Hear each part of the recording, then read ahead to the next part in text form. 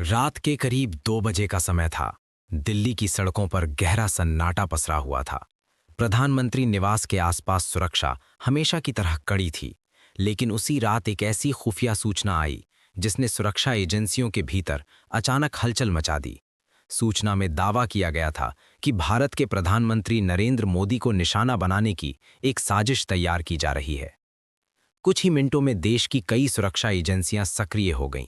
हर सूचना की जांच शुरू हो गई, क्योंकि प्रधानमंत्री की सुरक्षा को लेकर किसी भी चेतावनी को हल्के में नहीं लिया जाता।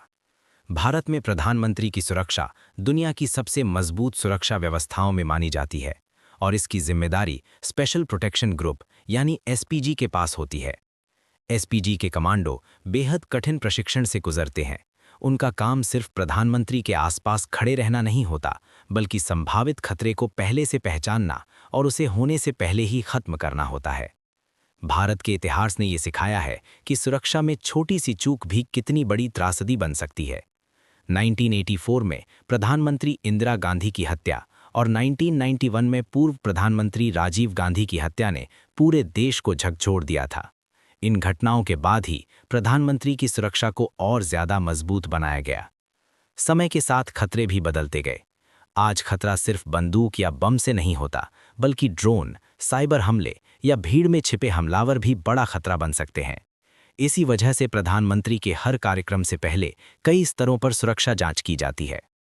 इंटरनेट पर अक्सर ऑपरेशन ऑक्टोपस नाम की एक रहस्यमयी कहानी भी सुनने को मिलती है, जिसमें दावा किया जाता है कि प्रधानमंत्री पर होने वाले एक बड़े हमले को भारतीय खुफिया एजेंसियों ने एक गुप्त मिशन के जरिए रोक दिया था।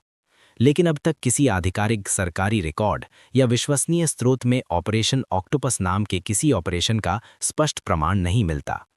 खुफिया दुनिया में कई मिशन ऐसे होते हैं जिनकी जानकारी कभी सार्वजनिक नहीं की जाती, इसलिए ये कहना मुश्किल है कि इस नाम के पीछे सच्चाई क्या है। लेकिन इतना जरूर सच है कि भारतीय सुरक्षा एजेंसियां हर दिन कई संभावित खतरों को होने से पहले ही रोक देती हैं।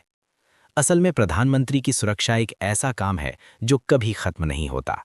जब प्रधानमंत्री किसी सभा में भाषण दे रहे होते हैं, तब दर्शकों को सिर्फ मंच दिखाई देता है, लेकिन उसी समय छतों पर स्नाइपर, भीड़ में सादी वर्दी वाले अधिकारी और कई इलेक्ट्रॉनिक निगरानी सिस्टम चुपचाप काम कर रहे होते हैं। शायद यही खुफिया दुनिया की सबसे बड़ी सच्चाई है।